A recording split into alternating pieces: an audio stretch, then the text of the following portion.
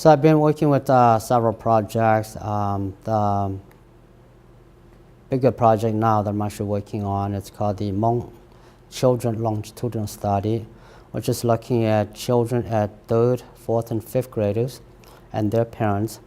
And the idea is really trying to look at their social networks. Okay? And so my hypothesis is that a lot of refugee and immigrant children oftentimes came from a very thick networks, and oftentimes these thick networks also create a lot of buffer for young people to achieve. But at the same time, when children should grow up with these thick networks, they're oftentimes very busy. Parents oftentimes get involved with a lot of community folks, and oftentimes that actually play out at the cost of the parental involvement. And as such, children, or particularly immigrant children, may not have the type of parental involvement that other children have because of these thick networks and obligation in the community. So we'll be looking at that networking component. We actually started at 3rd, 4th, and 5th grade because a lot of the literature actually saying that for children whose first language isn't English, it takes about 5 to 7 years to close the achievement gap. And so we want to begin at that age level and beginning to track their education record and see if they're having the bicultural, biliteracy skills would actually help them close the achievement gap at the long term.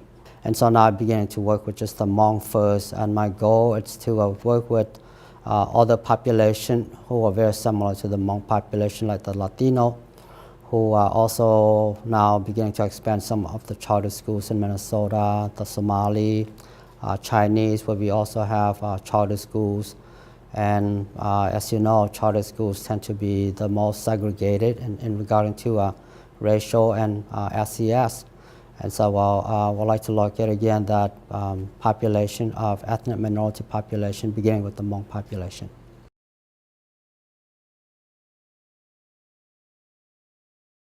I think if I have to capture in a word, I would say the achievement gap. Right? So I'm very interested in children's educational outcome, and what is it that predicts or helps certain children to be very successful while other children are actually falling behind, even within the same family. You know, some siblings are doing well while other siblings are not doing so well.